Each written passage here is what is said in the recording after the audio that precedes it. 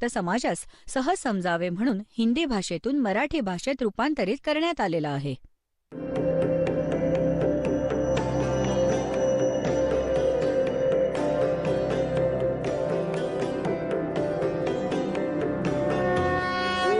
सब ज्ञान डी कबीर ज्ञान सो ज्ञान और जैसे घोड़ा तोब कायम करता चले मैदान. जगद्गुरु तत्वदर्शी संत रामपालजी महाराजांचे अमृत वचन सर्व पवित्र धर्मांच्या व पवित्र शास्त्रांच्या आधारावर. श्रीकृष्णजींनी सांगितलं की तुम्ही जो महाभारतात बंधुघात केला, काका चुलते भाऊ बहीण भाचे मारलेत, सेना मारलीत, ते पाप तुम्हाला दुःखी करत आहे, दुःख देत आहे, ते पाप कर्म तुम्हाला आड येत आहे. याचा उपाय तर त्यावेळी अर्जुनाला वाटलं तर होतं की युद्धाच्या वेळी जर मी मना करत होतो युद्ध करायला आणि कृष्ण म्हणत होता तू नाही करत, तू तर शूरवीर आहेस का, तुझ्या लक्षणांना विसरला आहेस, हे आहे ते आहे, आणि मी सगळ्यांना मारून ठेवलंय, तुला पाप नाही लागणार, आज हे पाप कुठून आलं. तर अर्जुन बोलला नाही. यासाठी नाही बोलला की जर मी व्यत्यय आणीन आणि जर मी आज प्रश्न करीन की तुम्ही तर पहिले म्हणत होता तुला पाप नाही लागणार आणि आज हे पाप कसं लागलं, कारण की श्रीकृष्णजींनी त्याचा उपाय सांगितला होता की पूर्ण पृथ्वीचे जितके पण साधू संत आणि भक्त आणि जनता आहे, म्हणजे साधू संत आहेत, त्यांना आमंत्रित करा, एक अश्वमेध एका यज्ञाचे अनुष्ठान करा, यज्ञ धार्मिक यज्ञ, त्यात वरती आकाशातील स्वर्ग लोकातल्या देवतांना पण निमंत्रण द्या आणि त्यात एक शंख ठेवला जाईल, शंख जो मंदिरात वाजवतात तुम्ही पाहिला असेल, अशा प्रकारचा 5 मुखांचा एक शंख ठेवला जाईल आणि त्यात जेव्हा यज्ञ सुरू होईल सगळे 33 कोटी देवता, 88,000 ऋषी, 12 कोटी ब्राह्मण आणि 56 कोटी यादव, 984 सिद्ध, हे सगळे तिथे पोहोचतील आणि ज्यावेळी हे सगळे भोजन करतील महापुरुष, त्यानंतर त्या 5 मुखांच्या शंखाचे पंचायन, 5 मुख होते त्याचे, तुम्ही तर एक मुखाचा पाहिला असेल, 2-2 मुखाचे तर आम्ही पण पाहिले, तो 5 मुखांचा होता, त्याचे 5 मुख होते आणि त्याला कुठे वेगळे ठेवले जाईल स्टूलवर दूर. जेव्हा सगळे भोजन करतील त्या यज्ञात तो शंख आपोआप वाजेल. शंख वाजला की तुमचा यज्ञ संपूर्ण होईल आणि शंख नाही वाजला तर यज्ञ पूर्ण होणार नाही, तुमचे संकट नाही जाणार. आणि दूर दूरपर्यंत सगळ्यांना बोलावून आणा, कोणी साधू संत राहून नको जायला पृथ्वीवर, आणि न जाणो कोणामध्ये कोणती करामत असेल, या विचाराने सगळ्यांना आमंत्रित केले, निर्धारित वेळेला फिक्स केले. आता अर्जुनाने विचार केला होता की जर मी आता प्रश्न करीन की तुम्ही तेव्हा तर म्हणत होता तुम्हाला कोणतं पाप नाही लागणार आणि आज हे पाप कुठून आलं, तर माझा भाऊ, कारण की यात अरबो रुपये खर्च होणार होते, इतके लोक जेवतील आणि माझा भाऊ इतका नेक आहे, इतका सेन्सिटिव्ह आहे, जर त्याला ही शंका जरी आली की खर्च लागणार आहे माझ्या ट्रीटमेंटवर आणि भाऊ यासाठी हा वादविवाद करत आहे, ह्याची इच्छा नाही, मला सुखी बघायची, कुठे याला हे वाटले की माझे काही जीवन नाही राहणार, या कारणाने अर्जुन चूप बसला, हृदयावर दगड ठेवला, सहन केले आणि म्हटले जे तुम्ही म्हणाल तेच होईल. आता सांगायचा भाव हा आहे पुण्यात्म्यांनो, निर्धारित वेळ जी ठेवली होती त्या 33 कोटी देवता, 88,000 ऋषी, 12 कोटी ब्राह्मण, 984 सिद्ध इन्क्लुडिंग ब्रह्मा विष्णू महेश तिथे उपस्थित होते.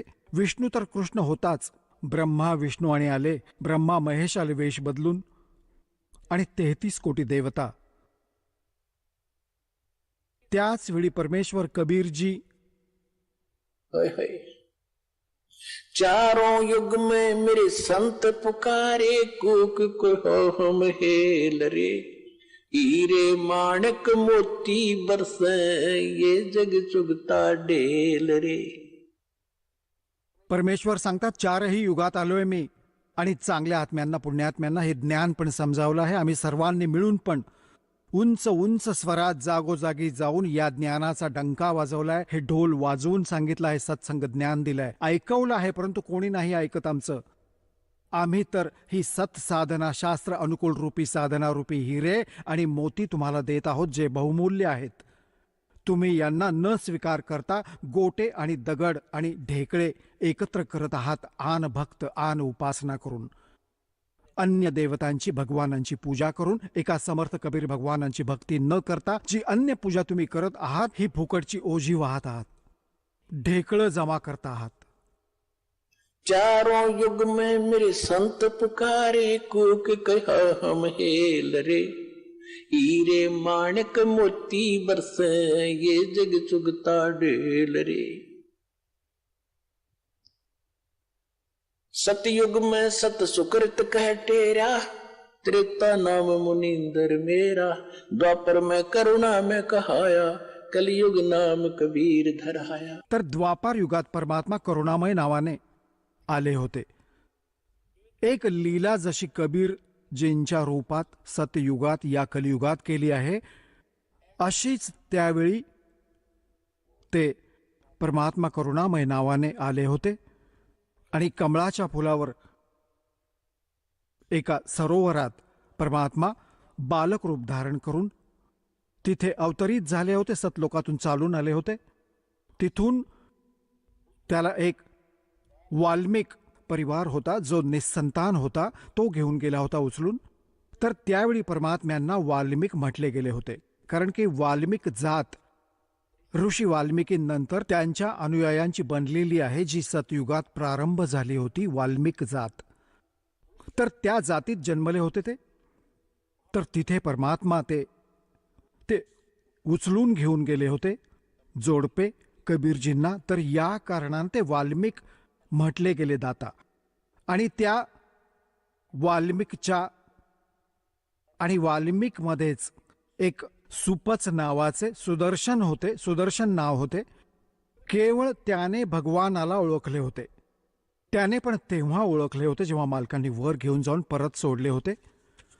त्यानंतर त्याचे बिलकुल भ्रमनिवारण झाले होते, परंतु सुदर्शनचे माता पिता मानत नव्हते. आणि स्वतः परमात्म्याचे माता पिता पण मानत नव्हते, कारण ते रामकृष्ण यांचेच पुजारी होते, विष्णू ब्रह्मा शिवजींचे. परंतु सुदर्शनजींनी मालकांचे हे ज्ञान नामभक्ती ग्रहण केली होती. तर त्या दिवशी भीम, जो पांडवांचा भाऊ होता भीम, त्याची सेवा त्या साईडला होती. इन्व्हिटेशन, निमंत्रण देण्याची, इन्व्हिटेशन देण्याची. आणि त्याने जाऊन पाहिले सगळीकडे. तो आपले निमंत्रण देऊन आला आणि जात होता. तर तिथे एका झोपडीत सुदर्शनजी राहत होते, वाल्मिक. आणि तिथे जाऊन त्याने म्हटले की महाराज, मी युधिष्ठिर राजाचा भाऊ आहे, भीम माझे नाव आहे, आणि तुम्हाला हे निमंत्रण देण्यासाठी आलोय. तुम्ही जरूर या, आम्ही एक अश्वमेध यज्ञ करत आहोत. आणि परमेश्वर कबीरजींनी सुदर्शनजींना सांगितले होते, करुणामय रूपात आले होते भगवान, विद्यमान होते तिथे त्यावेळी, वर्तमान होते. त्यांना सांगितले होते की असे असे हे यांनी जे महाभारत केले आहे, यांना खूप हानी होईल. आणि काळाने हा नाश केला, 18 करोड माणसे मारली गेली आणि पाप ठेवले यांच्या डोक्यावर पांडवांच्या, आणि यांची खूप वाईट स्थिती होईल. सुदर्शन इतका कहर त्यांनी केला. खुश होऊन राज्य करत आहेत. किती दिवस करतील राज्य? इतके जीव मारून पापाच्या मालाने गाडी भरली या मूर्खांनी. म्हणतात, हमारा ज्ञान किन्हे ना सुनिया, पर भी लेड जात है दुनिया. आमचे ज्ञान नाही ऐकत, इतर बकवासमध्ये कुठेही स्नानाला जा, कधी तीर्थांना जात आहेत, कोणती दुसरी साधना करत आहेत. तर सुदर्शनजींना गोष्ट आठवली. गुरुजी सांगत होते, हा तर तो माणूस आहे. तेव्हा सुदर्शनजींनी म्हटले, अरे भीम, तुमच्या अन्नाला जो खाईल तो सरळ नरकात जाईल अशी चूक सुदर्शन नाही करणार. तुम्ही तर अपराधी व्यक्ती आहात. तुम्ही लाखो बहिणी, करोडो बहिणी विधवा केल्या, करोडो बहिणी मुले अनाथ केलेत. आता त्या नरकाला खात आहात, त्या रक्ताला चाटत आहात. आणि जो तुमचे अन्न खाईल तो पण या तुमच्याप्रमाणेच नरकात जाईल. मी नाही येणार जर मला बोलवायचेच आहे तर. जसा जो यज्ञ तुम्ही करणार आहात असे यज्ञ 100, अशा यज्ञांचे 100चे फळ मला दे, तेव्हा मी तुमचे अन्न ग्रहण करेन. नाहीतर कोण नरकात जाईल असे पापाच्या अन्नाला खाऊन. आता भीम पण बलवान होता, जड डोक्याचे असतातच पैलवान. आणि मग राज्याची ताकद, बॉडीची ताकद, श्रीकृष्णजींची ताकद की आमच्याबरोबर भगवान राहतात. तर सांगू लागला की बाबाजी जास्त नको बोलू. जर मला माझ्या भावाचे आणि भगवान कृष्णाची भीती नसती तर तुझे तोंड फोडले असते मारून मारून. खबरदार, फालतू बकवास करशील तर. यायचे असेल तर या, नाहीतर नका येऊ. हे कसे म्हटलेत की आम्ही अपराधी आहोत. आता सुदर्शनजी गप्पा बसले, म्हणतात बाबा साकट और सवाल में उल्टा जवाब नहीं दे. भीम रागावून आला. काय तुझ्याशिवाय आमचा यज्ञ संपूर्ण नाही होणार? असं मनात विचार करत येत आहे. असे ऋषी येतील, 33 कोटी देवता येतील आणि श्रीकृष्णजी असतील तिथे. हे तर फॉर्मॅलिटी करत आहेत. मनात विचार केला भीमसेनने. जेव्हा ते सगळे 33 कोटी देवता, 88,000 ऋषी, 12 कोटी ब्राह्मण, नवनाथ, गोरखनाथ सारखे आणि विश्वामित्र आणि हे मार्कंडेय सारखी तोफ तिथेच बसली होती. गोरखनाथ सारखे जो डोंगरालाही सोन्याचा बनवत होता ते पण तिथेच विद्यमान होते, ते आत्मा. कारण की हे पुढे जात राहतात, प्रत्येक युगात त्यांचा जन्म होतो. कारण की गोरखनाथ जो आत्मा आज आपण जाणत आहोत तो आधी कोणत्या तरी नावाने होता तिथे. तर आज आपण जाणतो की गोरखनाथजींच्या महिमेमुळे अजून कोणतं नाव सांगितलं तर तुला पटणार नाही, यासाठी त्यांना असं सांगायला लागतं. या भ्रमात नका पडू की गोरखनाथ कधी जन्मले, ते कधी झाले, हे कधी, या गोंधळात नका पडू. जे दास सांगत आहे त्याला खरे माना, कारण तुम्ही तर मुले आहात.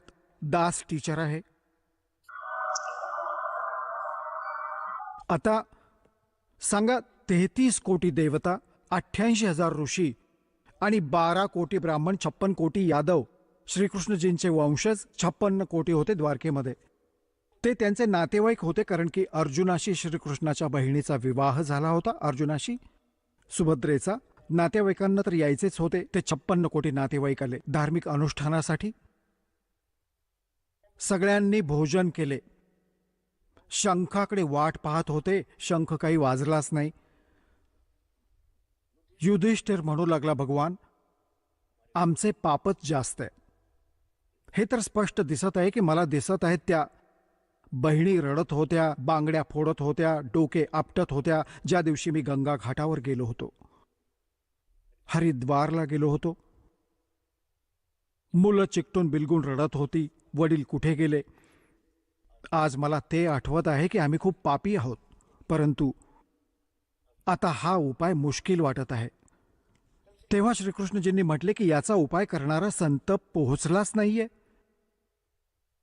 युधिष्ठिराला थोडी आशा वाटली की कोण आहे असा महापुरुष. हे काही पटलं नाही युधिष्ठिराला की श्रीकृष्णजींनी भोजन घेतलं आणि हे नवनाथ, 84 सिद्ध, 33 कोटी देवता, 88,000 ऋषी, 12 कोटी ब्राह्मण, वेदांचे वक्ते, ज्यांनी 4ही वेद कंठस्थ केले होते, दुनियेला मोठा महिमा सांगत होते, सिद्धियुक्त पण असत, सगळ्यांनी भोजन केले. शंख नाही वाजला. अजून कोण आहे पृथ्वीवर? तेव्हा श्रीकृष्णजींनी म्हटले, बाबा एक सुदर्शन. मग युधिष्ठिराने विचारले की भगवान, काय या महापुरुषांच्या भोजनाने हे समाधान नाही झाले? काय हे साधू संत इतके तपस्वी नाहीयेत? श्रीकृष्णजींनी म्हटले की हे तपस्वी नाहीत, हे तर 84चे ढोर आहेत. पुढच्या जन्मात कोणी गाढव बनेल, कोणी कुत्रा. हे अभिमानाच्या अधीन आहेत. यांच्याकडे ती भक्ती नाहीये. युधिष्ठिराला तर नाही पटली ही गोष्ट. हे असेसे ऋषी आणि तिथे वरती असे वसिष्ठ मुनींसारखे पण येत आहेत, कारण की आत्मा स्वर्गात आहे. हे कधीही येऊ शकतात जोपर्यंत त्यांची पुण्य आहेत. यांचे चक्कर तर परत होईल पुढच्या जन्मात, जेव्हा ते गाढव व कुत्रा बनतील. सुर नर मुनि जन 33 करोडी, ये बंदे सभी निरंजन डोरी. म्हणजे निरंजनाच्याच संविधानात आहेत. आणि याचे संविधान काय आहे? कोट जन्म तन भर मत होगे, कुछ ना हाथ लगा रे. कुकर सुकर खरबया भोरे, कौवा हंस बुगारे. इंद्र कुबेर ईश की पदवी, ब्रह्मा वरुण धर्मराया. विश्वनाथ के लोक को जाकर फिर भी उल्टा आया. यांचे जन्म मरण नाही संपत. ह्या पोस्टचे 33 कोटी देवता, 88,000 ऋषी, व्यासजी इत्यादी तर हे मरून जातील. पुढच्या वेळेस दुसरे आत्मे यांच्या पोस्टवर येतील. हे कुत्रा गाढव डुक्कर बनतील. श्रीकृष्णजींनी आपला आशीर्वाद देऊन दाखवले की बघ, यांच्या आसनावर जिथे ते बसले होते, कोणी गाढव बनून उभे आहे, कोणी कुत्रा बनून, कोणी साप बनले आहे, कोणी गांडूळ बनलाय. या दृश्याला बघून युधिष्ठिर घाबरला की भगवान, ही लीला बंद करा, मी बघू शकत नाहीये. ही हालत होईल यांची. हो, ही हालत होईल यांची भविष्यात. ही लीला नाही, हे खरे आहे. मग भगवान कोण आहे असा महापुरुष ज्याने आमचा उद्धार होईल? तर श्रीकृष्णाने म्हटले की असे इथून इतक्या अंतरावर, आणि ते स्थान आहे तिथे एक महापुरुष राहतो जो सद्गुरूंचा शिष्य आहे. तोच एक भक्त आहे. त्याच्याकडूनच हे कल्याण होऊ शकते. हे प्रमाण परमात्म्याची परवानगी होती की श्रीकृष्णाची दिव्यदृष्टी उघडली. त्याला तेच दिसले की तोच संत आहे ज्यामुळे हे काम होऊ शकते. तर मग विचारले की त्या साईडला कोणाला पाठवलं होतं निमंत्रणासाठी? की भीमाला पाठवलं होतं. की भीमाला बोलवून विचारले की तुम्ही या महापुरुषाला निमंत्रण दिले की नाही? भीमाने म्हटले निमंत्रण तर दिले, परंतु तो कुबोल माणूस आहे, तो चांगला माणूस नाहीये. श्रीकृष्णजींनी विचारले, बाबा बघा, तुम्हाला जी सेवा दिली होती ती पूर्ण करायला हवी होती. कोण कसे आहे हे तुम्ही बघायचे नव्हते, ते तर इथेच सिद्ध होईल कोण कसे आहे. आणि कोणती गोष्ट होती तर आम्हाला सांगायची होती.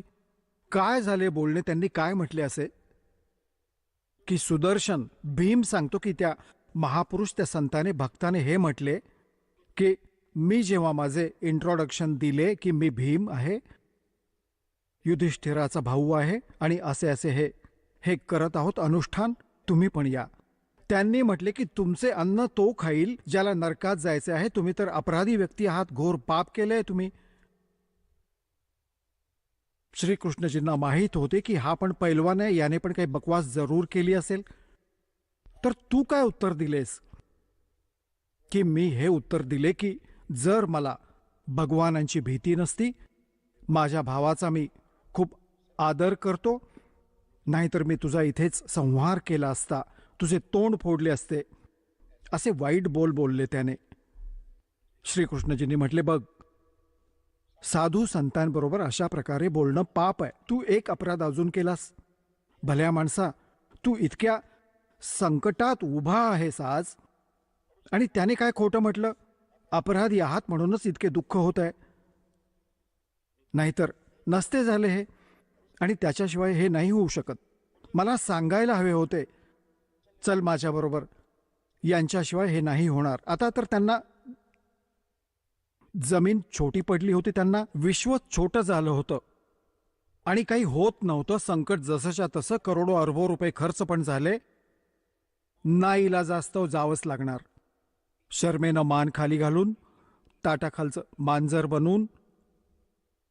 आणि ते पण बरोबर श्रीकृष्णजी म्हणाले, चला माझ्याबरोबर. 5ही पांडव, 6वे कृष्णजी, आणि रथ घेऊन तिथे पोहोचले. एक योजन म्हणजे 4 कोस दूरवर रथ सोडला. रथ मागे मागे येत आहे आणि 5ही पायी चालू लागले. श्रीकृष्णजींनी जाऊन, आणि त्या दिवशी काय झाले की सुदर्शनजींनी जाऊन ही गोष्ट सांगितली आपले गुरुदेव करुणामय अर्थात परमेश्वर कबीरजींना, की भगवान भीम आला होता आणि असं म्हणत होता. मी तर त्याला मना केलं. परमात्मा म्हणाले, खूप चांगलं केलंस मुला, नाहीतर जळून मेला असतास, इतकं पाप आहे त्यांच्यावर. अशा अन्नाला नाही खाल्लं पाहिजे. आता परमात्मा म्हणाले परत येतील बाबा, कारण की त्यांचे काम तर होणारच नाहीये. होणार इथूनच आहे, ते तर आमच्यामुळेच होणार आहे. आणि मुला अवश्य येतील परत, तुझ्याकडे नाक रगडतील, माफी मागतील, ते बघ तेव्हा त्यांचे काम होईल. आता सुदर्शनाने विचार केला की हे तर परत दुःखी करतील. तो तर तिथून सोडून झोपडी आणि फिरायला निघून गेला महिना 20 दिवसांसाठी. आणि तिकडून ते येत होते. परमात्म्याला मोठा त्याचा महिमा बनवून ठेवायचा होता, आपल्या भक्ताची इज्जत ठेवायची होती आणि आपल्या भक्तीचा मान ठेवायचा होता, इज्जत ठेवायची होती, जनतेला पटवायचे होते की आमची भक्ती असे असे फळ सगळ्यात ताकदवान आणि श्रेष्ठ आहे. स्वतः सुदर्शनचे रूप घेऊन आपल्या शिष्याचं झोपडीत बसले जाऊन. आता पुण्यात्म्यांनो, अध्यात्म मार्गात एक अशी परमात्म्याची कृपा असते, त्यात कोणाला सांगायची आवश्यकता नसते की हे किती, कोणती पोस्ट आहे किंवा कोण व्यक्ती आहे, कोण पुरुष आहे, कोण सिद्ध आहे. आपोआप ताकदवानाच्या समोर समोरचा आपोआप वागतो. जेव्हा श्रीकृष्णजी तिथे आले तर परमात्मा बसले होते झोपडीत आसनावर. श्रीकृष्णजींनी मुकुटासकट प्रणाम केला. श्रीकृष्णजी दंडवत प्रणाम करत आहेत, तर सगळ्या 5ही पांडवांनी पण करायचाच होता, कारण की ते तर फसले होते. पैलवानाने पण प्रणाम केला, दंडवत प्रणाम केला. मग उभा राहून श्री कृष्णजींनी म्हटले की हे परवरदिगार, हा युधिष्ठिर आहे, हे सगळे याचे भाऊ आहेत. यांनी एक यज्ञ केला आहे, यांच्यावर आपत्ती आली आहे, तुम्हाला निमंत्रण द्यायला आले आहेत, तुम्हाला घेऊन जायला आले आहेत, तुम्ही चला, हे सृजनहार यांचा उद्धार करा, यांच्या यज्ञाकडे चला, यांचे कल्याण होईल. साधू संतांकडून होते कल्याण. तेव्हा परमेश्वराने म्हटले सुदर्शन रूपात की बाबा बघा महाराजजी, तुम्ही त्रिलोकीनाथ आहात, मी एक गरीब माणूस झोपडीतला. तुम्ही तर समर्थ आहात, सक्षम आहात, तुम्ही लीला करत आहात, तुम्ही पण करू शकता. श्रीकृष्णजी म्हणाले नाही.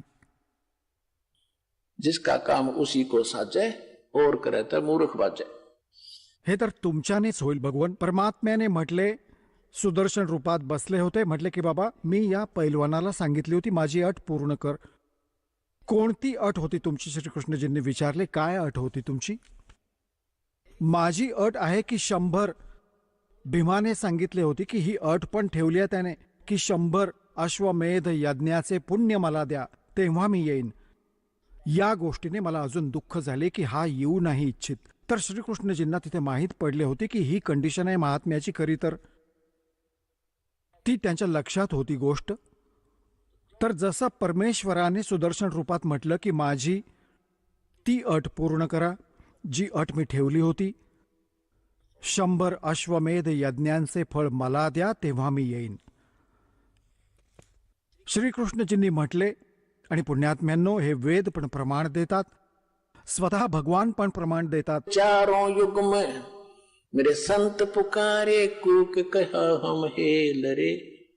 हीरे माणिक मोती बरसे, ये जग चुगता ढेल रे. 4ही युगात मालक येतात. 4ही युगात हीच सूक्ष्म वेदाची वाणी बोलतात जी दास आज तुम्हाला ऐकवत आहे. परंतु त्यावेळी हे संस्कृतचे ज्ञाता, हे अभिमानी लोक या लालला परखू नाही शकत आणि आपल्याला पण वंचित ठेवतात, स्वतः पण वंचित राहतात. परमेश्वराने तर श्रीकृष्णजींनी म्हटले की परमात्म्याने ती वाणी बोलूनच ठेवली होती आणि हे शब्द खंड नाही होत. सगळ्यांच्या अंतःकरणात हे जसेच्या तसे जमा होते.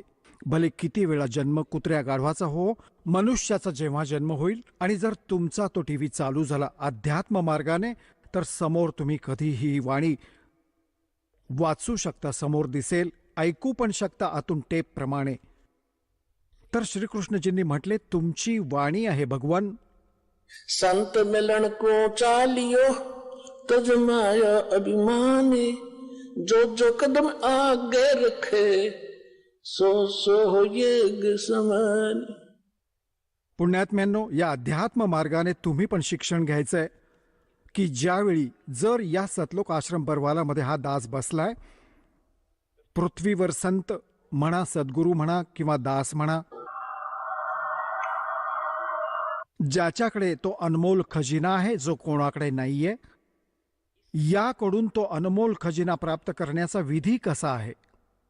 संत मिलन को चालियो तजमाया अभिमान, जो जो कदम आगे रखे ओ हे यज्ञ समान. आता जसे तुम्ही इथे येता, तुमची पत, तुमची ताकद, तुमची वरची जात, सन्मानपद याला विसरून या. इथे नका घेऊन येऊ. आजार आहे हा तर, रोग आहे भयंकर या जीवासाठी. इथे तर एक दास बनून या. जसे मुलगा शाळेत शिकतो, मुलगा किती मोठ्या अधिकाऱ्याचा आहे, कोणत्या राजाचा आहे, कोणाचाही आहे, तिथे तर एकमेकांसोबत शिकतो, सगळ्यांसोबत बसतो आणि मुले त्याला ओरडतात, धमकावतात, इकडे बस, चल तिकडे बस. तो त्यावेळी कधी कंप्लेंट नाही करत आपल्या आईवडिलांकडे जाऊन की तो मला धमकावत होता, तो मला ओरडत आहे. तो मुलांसारखाच राहतो.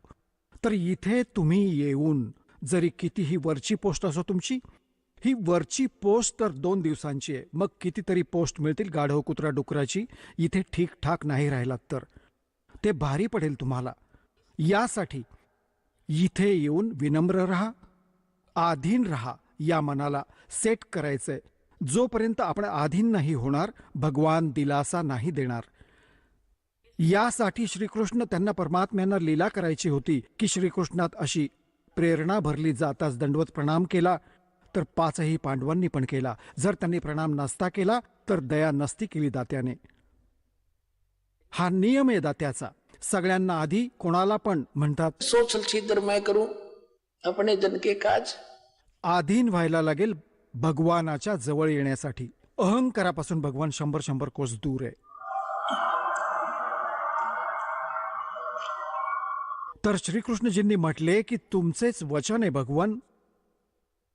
संत मिलन को चालियो तजमाया अभिमान, और जो जो कदम आगे रखे ओ हे यज्ञ समान.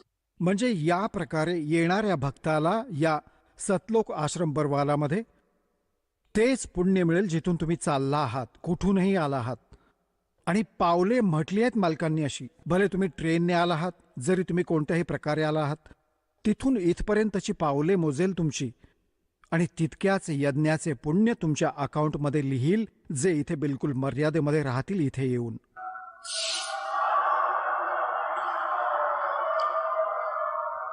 आणि त्या एका यज्ञाला करण्यासाठी त्या पांडवांनी शास्त्रवधी त्याग करून मनमानी प्रकारे अरबो रुपये खर्च केले तरी पण सफल नाही झाला तो यज्ञ. आणि ते पुण्य तुम्हाला इथे येणाऱ्याला मर्यादेत विनम्र भावाने, निष्कपट भावाने आणि सरळ साधू भावाने इथे भावाने राहून दर्शन केल्याने, सत्संग ऐकून जाण्याने लाभ होतात.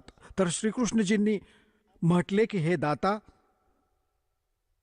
आम्ही इंद्रप्रस्थाहून आलो आहोत, दिल्लीहून, आणि इथपर्यंत येताना आमचे जितके पण आज तुम्ही बघू शकता, तुम्ही तर अंतर्यामी आहात. श्रीकृष्णजी तर त्यांना बरोबर संबोधित करत होते, परंतु त्यांना पटत नव्हते ते सुदर्शनला का असे म्हणत आहे. कोणाला?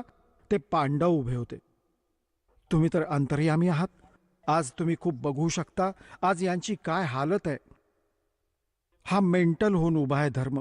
युधिष्ठिर तर, आणि यांचा इतका पैसा खर्च झाला आहे. हे तुमच्यासमोर भीम, अर्जुन, नकुल, सहदेव सगळे उभे आहेत. तुम्ही बघू शकता आज यांची काय हालत आहे. भीम खूप पश्चाताप करत होता, असे असे करत होता, असे असे करत होता. आणि इतके अधीन होऊन तुमच्याकडे आज तुमच्या दारावर आलेत. आणि तुमचीच वाणी आहे की जो असा येतो त्याला एका पावलासाठी एका यज्ञाचं फळ मिळतं. यांना तर तिथून इथपर्यंत जितके पण आमचे पुण्य झाले आहे, तुमच्या वचनानुसार हे मालक 100 ठेवा, बाकी आम्हा दासांच्या झोळीत टाका, आमचे पण कल्याण होईल. साधु भूखा भाव का धन का भूखा ना, अर्जय को धन का भूखा प्रभु साधु भी को ना. ते तर हेच बघू, हेच घडवू इच्छित होते की माझी कृपा करू शकेन या योग्य व्हावं यांनी. आणि ते कोणाच्या यांच्या यज्ञाचे भुकेले होते. ते तर परिपूर्ण परमात्मा, समर्थ कबीर भगवान. सब पदवी के मूल है और सकल सिद्धि है तीर, दास गरीब सतपुरुष बजो वो अवगत पुरुष कबीर. की सगळ्या पदवींचे मूळ आहे सगळी पदवी म्हणजे जसे प्रधानमंत्री राष्ट्रपती आपल्या देशाचे, त्यांच्याकडे सगळ्या पॉवर्स आहेत.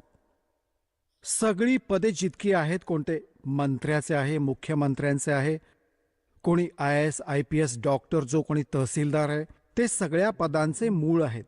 त्यांचे नोकर आहेत सगळे. तो कोणती पण पॉवर आपल्या पदाची, सगळी पदे त्यांच्याकडे आहेत, त्याने येऊन वाटली आहेत. तर मग तो तहसीलदार बनू इच्छितो वा राष्ट्रपती? नाही. याच प्रकारे म्हणतात परमात्मा. तर कबीरजी तर सब पदवी के मूल हैं और सकल सिद्धि है तीर. त्यांच्याकडे सगळ्या सिद्धी आहेत, असंख्य सिद्धी. इथे तर अष्ट सिद्धी. मधली कोणते एखादी सिद्धी प्राप्त करून हे चौधरी बनून फिरत होते, महापुरुष म्हणून मिरवत होते, विद्वान आणि भगवानाचा दर्जा घेत होते. अगस्त्य ऋषी सारख्यांनी 7 समुद्र प्यायले एका घोटात. यानेच इथे सगळ्यांचा बोलबाला झाला. म्हणतात त्याच्याकडे सकल सिद्धी है तीर. त्याच्याकडे त्या सिद्धी आहेत ज्या यांच्याकडे कधी नाही असू शकत. और 10 गरीब सतपुरुष भजो. गरीबदासजी म्हणतात त्या सत्पुरुषाची भक्ती करा. आविगत सत्य कबीर. आता या गोष्टीने प्रसन्न होऊन परमेश्वराने म्हटले, ठीक आहे, मी येतो. खूप आधीन बघितले, जेव्हा भीम गेला होता ना, पहिल्या वेळेस त्याने बकवास केली होती, त्याआधी तो स्नान करून आला होता एका तलावात. खूप मोठा तलाव होता आणि त्यात भीमाची पण हाईट जवळजवळ 30-40 फूट इतकी होती द्वापार युगात. आणि जेव्हा त्याने त्या तलावात स्नान करण्यासाठी सकाळी सकाळी गेला, त्याचे पाय नव्हते टिकत, हे गटांगळ्या खात स्नान करत होता. तर तेव्हा परमात्म्याने त्या भीमाला म्हटले, पैलवान इकडे ये एकदा. म्हटले, हो जी. तो तर असाच उभा होता पैलवान भीमसेन, की तू काय स्वतःची बढाई. त्या दिवशी काय म्हटले होते भीमाने? कारण की सगळ्या गोष्टी सांग. हा सांगतो. जेव्हा त्यांनी हे म्हटले ना सुदर्शनजींनी, की भीम तू नाश केलायस, 18 कोटी माणसे मारली आणि आज तू राज्य प्राप्त करून त्या बहिणी मुली विधवा झाल्या, अनाथ मुले झाली, त्यांना नरकाला खात आहात. तेव्हा भीमाने म्हटले होते की जास्त नका बोलू बाबाजी, आमच्या ताकदीवर युद्ध जिंकलंय. एकाला मारल्यावर 20 मरत होते, इतकी ताकद आहे माझी. तर त्यावेळी परमात्मा तर अंतर्यामी आहेत, त्यांना तर सगळ्यांची बातमी माहीतच असते, काय काय गोष्ट झाली होती. तेव्हा परमात्म्याने म्हटले की सुदर्शनजी रूपात, की भीम, ज्या दिवशी तू आधी आला होतास तेव्हा म्हणत होतास एकाला मारले तर 20 मरत होते, माझ्यात ताकद आहे. तुझ्यासारखे ताकदवान तर खूप झालेत, तू तर पासंगाला पण नाहीस बाबा. ज्या दिवशी तू इथे आला होतास आणि त्या तलावात स्नान करून आला होतास, कुठे? म्हटला हो, त्या तो तलाव सांग कोणता होता? ती कुंभकर्णाची खोपडी होती, इथली वरची वाटीसारखी, जी तिथे पडली होती आणि पाण्याने भरलेली होती खूप वर्षांपासून. ते स्वच्छ पाणी आहे त्यात. तो तर कुंभकर्णाचा हा इतका हिस्सा होता, ही खोपडी, हा वाटीसारखा. बाकी किती असेल विचार कर पैलवान, तुझी काय अवकाद आहे त्याच्यासमोर. त्या तलावात तर तुझे पाय टेकत नव्हते त्याच्या खोपडीत. तो किती ताकदवान आणि किती बलशाली असेल. आता तर सगळं खरं म्हणत होता, हाजी असेल, अवश्य असेल. जेव्हा सांगितलं तेव्हा तर ऐकत नव्हता तो. तर पुण्यात्म्यांनो, तुम्ही बघा विचार करून, या गोष्टीत आपल्याला नाही यायचं. संसाराची ही कोणती अमुक ताकद ही आहे, ही बकवास आहे सगळी. ताकद तर एकच आहे मालकांची, त्यानंतर सगळं खोटं आहे. सतलोकाला गेलो तर आपलं कल्याण आहे, नाहीतर इथे बट्ट्या बोळ होऊन राहील असाच असंख्य जन्मांपर्यंत. तर परमात्मा म्हणाले, ठीक आहे पैलवान, आता चलूया तुमच्या तिथे भंडाऱ्यामध्ये. असे कर, हे माझ्या खुंटीवर एका लाकडावर परमात्म्याची माळ होती, त्या सुदर्शनजींची, ती मण्यांची माळ, ज्याने भजन करतात, मंत्र करतात, लाकडाच्या मण्याची. म्हणू लागले, ही माळ काढ, मी घेऊन येईन. भीम गेला पटापट, कारण की आज्ञाकारी झाला होता तो तर, की असा महापुरुष आहे, आमचे काम होईल. माळ काढू लागला तर भीमाने सगळी ताकद लावली आणि त्याला घाम आला आणि लाजेने जशीच्या तशी सोडून आला.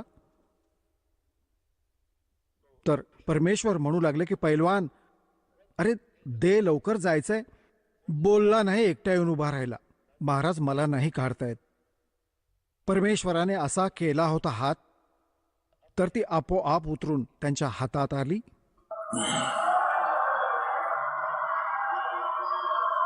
आता पुण्यात्म्यांनो, संत चमत्कार नाही करत, त्यांच्याकडून आपोआप होतात. आणि हे जर थोडेसे मालकांनी नसतं केलं, जर असं नसतं केलं, तर भीम याचा थोडाफार भ्रम तसाच राहिला असता. तर तो एक ट्रेलर दाखवला होता परमात्म्याने, कारण की यांचे मन दृढ राहील तिथपर्यंत त्यांचा संयम राहील. आणि मग मालकांची वेशभूषा कशी होती? जंगलात राहणारे फाटलेले जुने पुराणे कपडे, धोतर लपेटून घेतले होते वरती, कपडे वगैरे असतच नव्हते. आणि पायात वाहना फाटलेल्या, म्हणजे जसे खूप दिवसात स्नान नाही केले, गावात तर असेच राहतात, अशा वेशभूषेत बसले होते दाता. केस वाढलेले, छोटी छोटी दाढी वाढलेली. तर घेऊन जाऊ लागले रथात बसवून. आणि तिथे बसलेले 33 कोटी देवता, 88,000 ऋषी, 12 कोटी ब्राह्मण, नवनाथ, 84 सिद्ध. आणि सगळे जेव्हा त्यांनी पाहिले की हे संत घेऊन आले आहेत हे, आणि याने म्हणतात यांचा हा शंख वाजेल, तर सगळे जे उपस्थित होते ते सगळे देवता वगैरे ते काय म्हणत होते आपापसात की यांची पापच जास्त आहेत बाबा, ही तर यांना भोगावीच लागतील, अशी थोडीच ठीक होतील. म्हणजे आपल्यावर दोष कोणी नाही घेत की आमची ताकद नाही याला ठीक करायची, आमचा तर अभिमान आहे हा. तर जेव्हा त्याला घेऊन आले तर सगळे आपले उपरणे तोंडावर ठेवून हसत आहेत की हा वाजवेल यांचा शंख, हा पण भ्रम मिटेल यांचा. आता श्रीकृष्णजींनी द्रौपदीजीला म्हटले की द्रौपदी ताई, हा महापुरुष आहे ज्याने तुमचं काम होईल, नाहीतर तसा तर दुःखी होता सर्व परिवार. काम जसेच्या तसे, पैसे सगळे खर्च झाले आणि संकट निवारण झाले नाही. हे 3 तापांचे कष्ट पण नाही संपले. प्रेतबाधा होती धर्मदास त्या धर्मराज युधिष्ठिराला, ती पण यांच्याकडून नाही संपली. तर द्रौपदीला म्हटले ताई असे कर, श्रीकृष्णजींनी म्हटले ताई मस्त जेवण बनव, हा महात्मा भाकरी खाईल, भोजन खाईल, तर शंख तुमचे काम पूर्ण होईल. आता पुण्यात्म्यांनो, अशा स्थितीत आणि स्नान करून स्वच्छ पद्धतीने चांगले एक एक आयटम द्रौपदीने आपल्या हाताने बनवले, कदाचित कोण्या नोकरांनी चूक केली तर, आणि महात्म्याला स्वादिष्ट नाही लागले. कारण की ऋषी तर असेच असतात. हे ऋषी लोक होते हे तर असं समजा सर्प होते, सर्प विषारी. त्यांच्या सेवेत थोडीशी कमी राहिली तर शाप देत असत. पुण्य तर दूरची गोष्ट आहे, पाप तर पहिले देतात. परंतु साधू संत कधी शाप नाही देत. साधू संत शाप नाही देत, हे तर नकली लोक देतात. तर द्रौपदीने भोजन बनवले की मी बनवीन, कुठे कोणती त्रुटी नको राहायला, कोणत्या मीठ मसाल्यात बनवण्यात. बनवून भोजन वेगवेगळे आयटम, जिलेबी वेगळी, कचोरी वेगळी, भजी वेगळी, लाडू, दही, वडे, हलवा, पुरी, कचोरी सगळे बनवून मोठ्या थाळीत वाट्यांमध्ये घालून आणि महात्माजींच्या समोर स्वतः वाढले. आता परमात्म्याने काय केले, वाटी तर वेगळी ठेवली, वेगवेगळी, त्यातून थोडे थोडे भोजन वाढून घेतले. सगळे आयटम घेतले थोडे थोडे. बाबा मेहनत केली आहे मुलीने, आणि थोडे थोडे इतके सगळे घालून थाळीत एकत्र करू लागला. आता द्रौपदीने विचार केला होता की महात्मा कंदमुळं खाणारा, जंगलात राहणारा, असे भोजन बनवले आहे, खाईल आणि बोटं चाटेल आणि 100 जागी माझा महिमा सांगेल की भोजन बनवलं द्रौपदीने, की बाबा असं भोजन ऐकलंच नाही, पाहिले पण नाही इतके स्वादिष्ट. आता तिने बनवले याच दृष्टिकोनातून होते. सगळ्या बहिणींची हीच एक टेंडन्सी असते की अतिथी आले तर कोणती माझ्या बनवलेल्या भोजनात त्रुटी नको राहायला, कुठे हे बाहेर जाऊन मला नावे ठेवतील की अशी बहीण होती, तिला काही भोजन पण नाही बनवता आले. तर आपल्या सामर्थ्याने चांगले भोजन बनवते.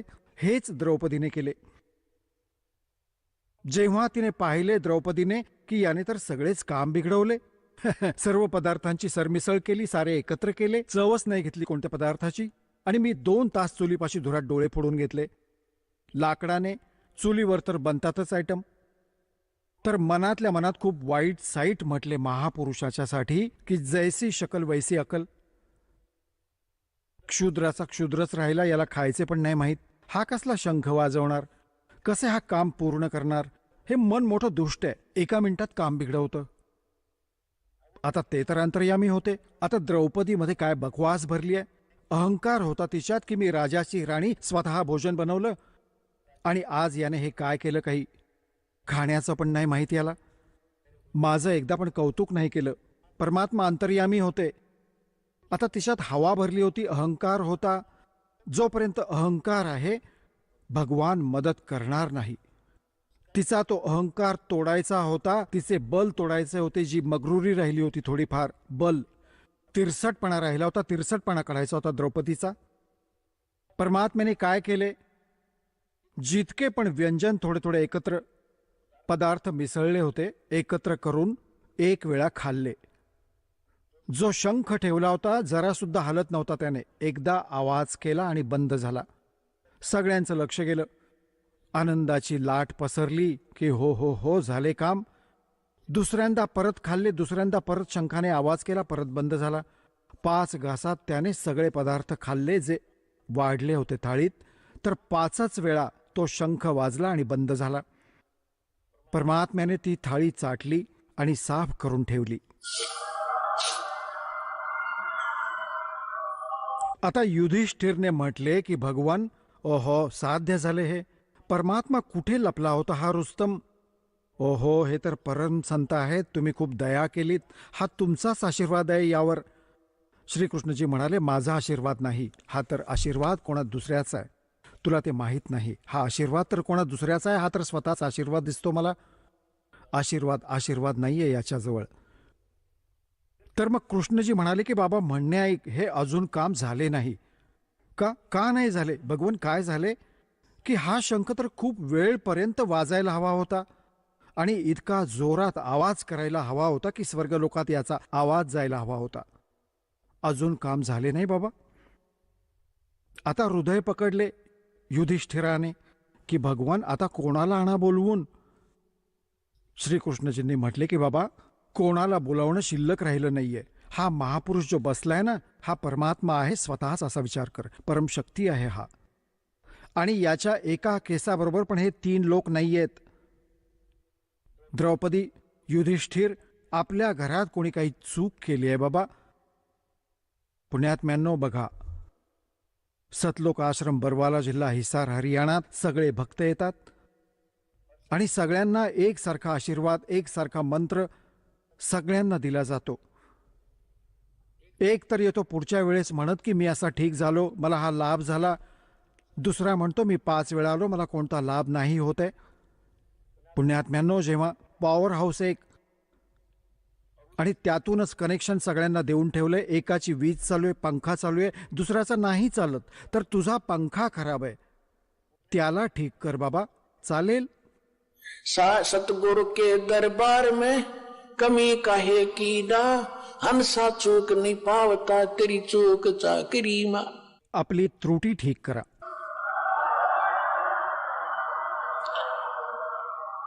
आपली चूक ठीक करा. पॉवर तर जशीच्या तशी आहे, तुम्हाला पण लाभ देईल, पण तुमचे हे अगर मगर नाही संपत की हे कसे होऊ शकेल, हे कसे होऊ शकेल. म्हणजे खूप दिवसांनी सेट होईल, ज्या दिवशी इथे सेट होईल. आणि Kabir is God, nothing else. मग बघा खेळ दात्याचे. हीच तर गोष्ट बिघडून राहिली आहे. काळाने सगळ्यात पहिल्यांदा हा नाश केला की भगवानाचे नामो निशाण मिटवीन आणि कोणालाही भगवान मानून हे धक्के खाऊत. आता दासासाठी सगळ्यात मोठी समस्या आहे की मी भगवानाला भगवान सिद्धच करू.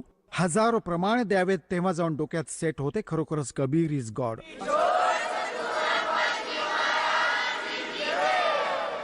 चला आता आपण त्या श्रद्धाळूंचे अनुभव जाणून घेऊयात, ज्यांनी जगद्गुरू तत्वदर्शी संत रामपालजी महाराजांकडून दीक्षा प्राप्त केलेली आहे, तसेच त्यांच्याद्वारा सांगितलेल्या भक्ती मार्गावर चालत आहेत.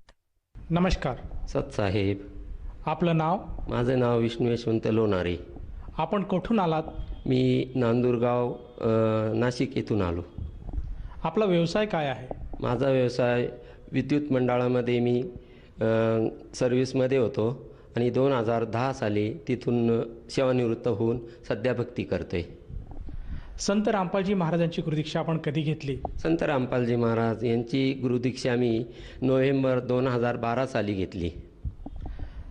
संत रामपालजी महाराजांच्या शरणात येण्यापूर्वी आपण व आपला परिवार कोणती भक्तिसाधना करत होतात?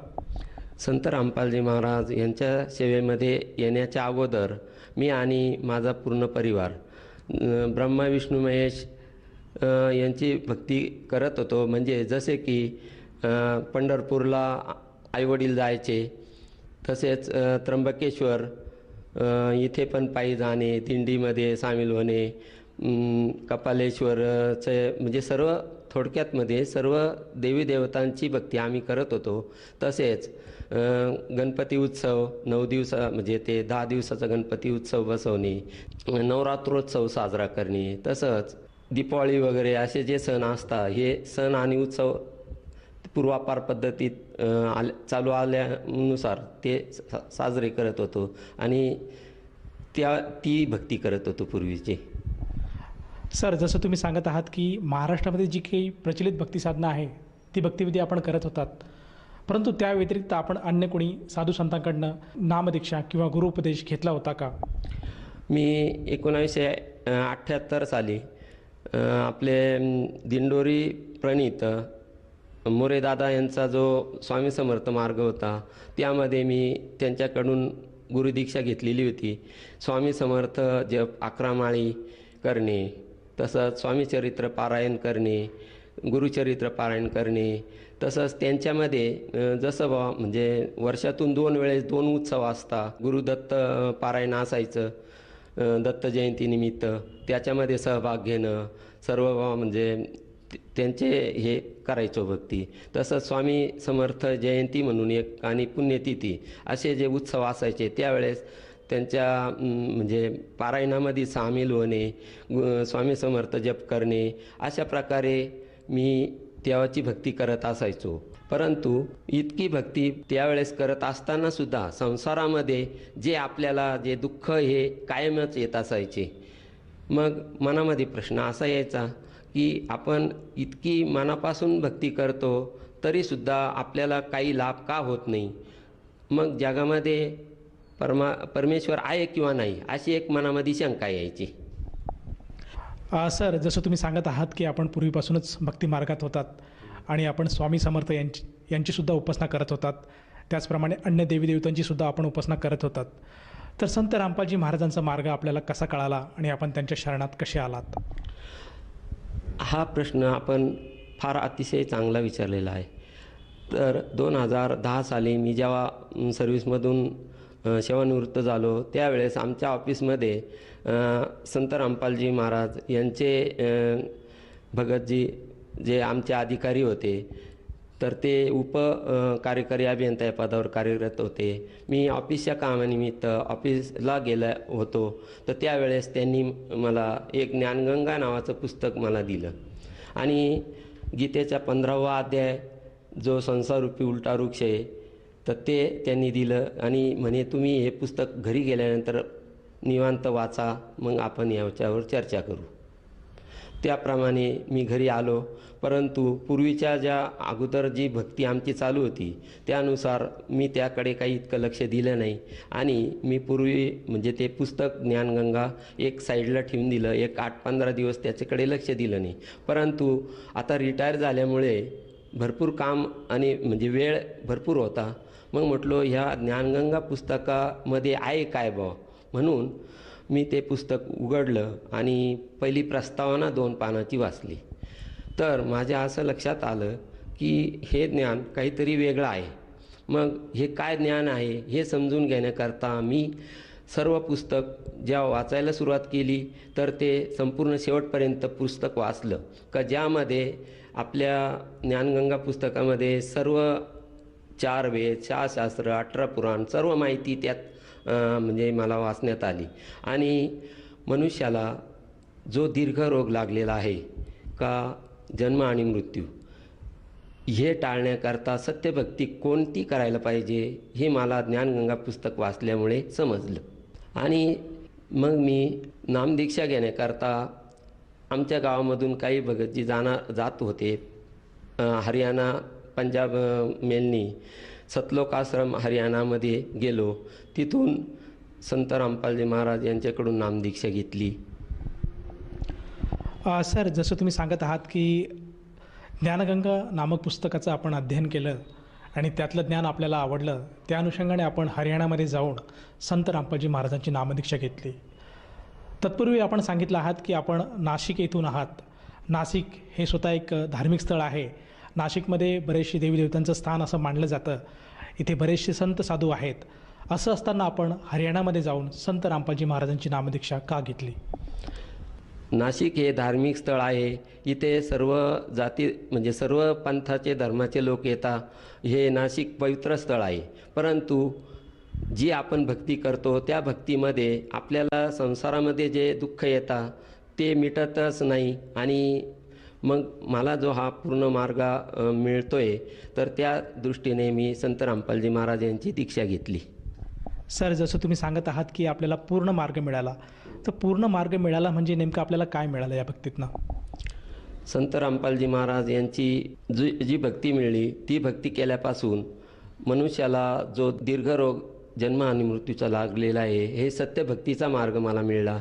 आणि ह्या भक्तीपासून केल्याने संपूर्ण लाभ असे मिळतात. असं सर, जसं तुम्ही सांगत आहात की आपण पूर्वीपासूनच भक्तिमार्गात होतात आणि आपण बरेचशा देवीदेवतांची पूजा करत होतात, मंदिरात जात होतात आणि आता आपण संत रामपालजी महाराजांची गुरुदीक्षा घेतली आहे आणि त्यांच्या भक्तिमार्गावर आपण चालत आहात. तर मला असं विचारायचं आहे की पूर्वीची जी भक्तिविधी आपली होती आणि आत्ताचा जो काही आपला गुरुमंत्राचा जो जाप करत आहे आपण, तर ह्या दोघांमध्ये काय फरक आहे आणि ह्या दोघांच्या साधनेमध्ये आपल्याला काय बदल आढळला? तर पूर्वीची जी भक्ती मी करत होतो ती शास्त्रविरुद्ध असल्यामुळे आणि कितीही भक्ती केली तरी त्यापासून लाभ होण्याऐवजी हानीच झाली. तर त्याच्यामध्ये असं झालं की 2008 साली माझी जी पत्नी होती का जी आम्ही भक्तीमध्ये असताना तरीसुद्धा तिने आत्महत्या केली विहिरीमध्ये उडी मारून. तर इतकी भक्ती करूनही अगोदरची का जिच्यापासून लाभ होण्यापेक्षा हानीच झाली. मग परमात्मा आहे का नाही असा एक प्रश्न पडला.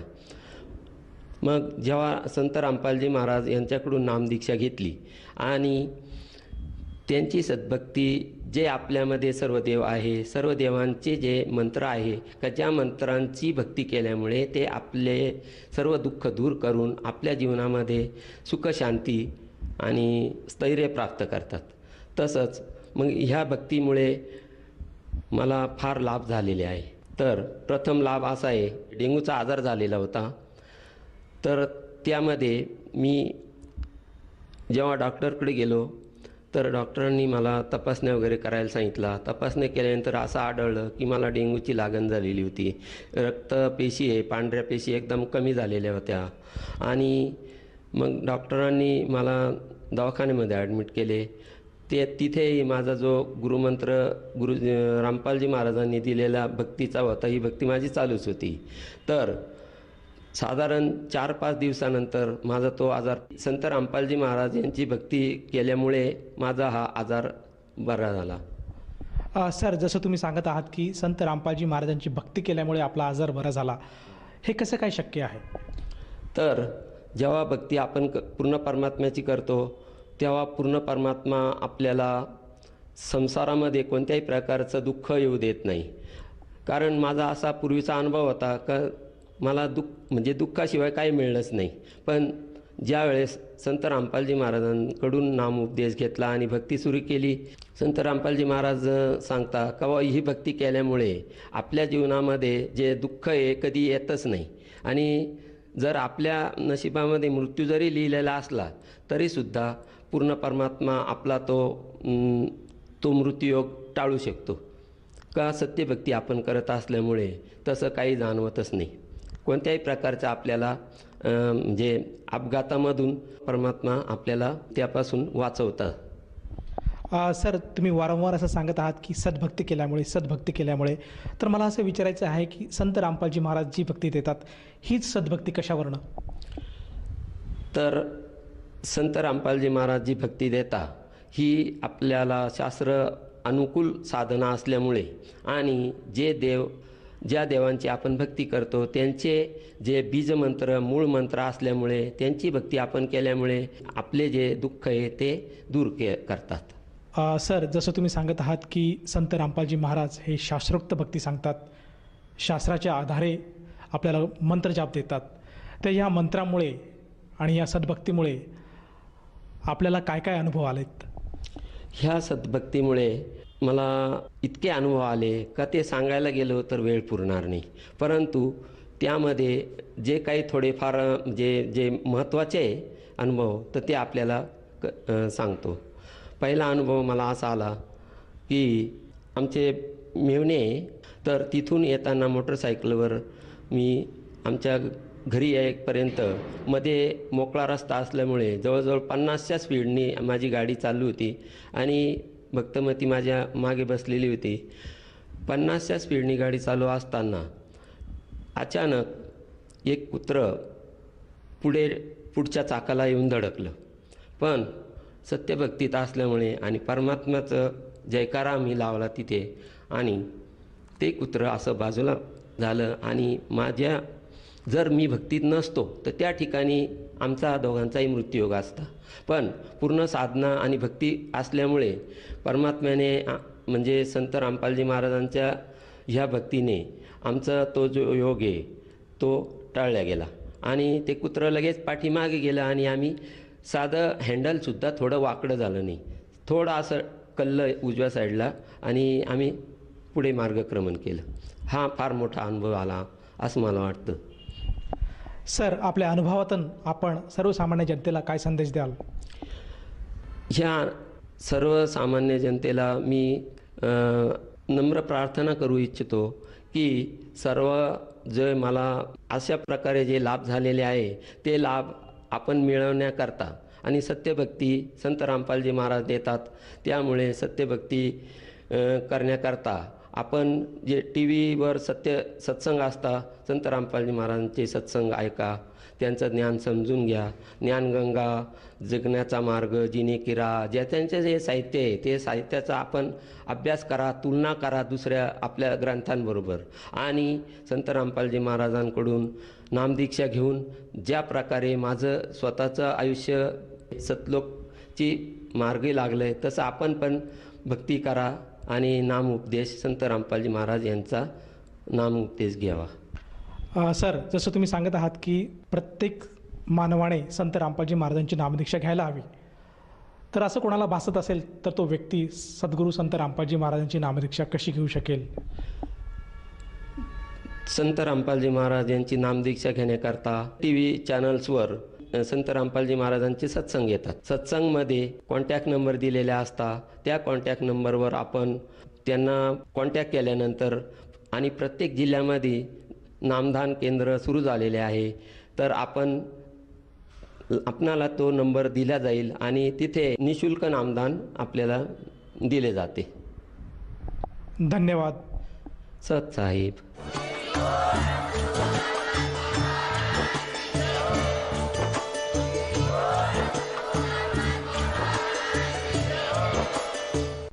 आपण ऐकत होता जगद्गुरु तत्वदर्शी संत रामपालजी महाराजांचे मंगल प्रवचन. निःशुल्क नामदीक्षा प्राप्त करण्यासाठी आणि अधिक माहितीसाठी संपर्क करा 7030303951 7030303952. आमची वेबसाईट आहे www.jagadgururampalji.org. सर्व पवित्र धर्मांच्या व पवित्र शास्त्रांवर आधारित प्रमाणित अनमोल पुस्तक ज्ञानगंगा किंवा जगण्याचा मार्ग यापैकी कोणतेही एक पुस्तक निःशुल्क मागवण्यासाठी आम्हाला आपले पूर्ण नाव, पूर्ण पत्ता, पिनकोड सहित आणि फोन नंबर लिहून 7030303951 7030303952 नंबरवर SMS करू शकता किंवा आम्हाला 7030303950 नंबरवर व्हॉट्सअप देखील करू शकता.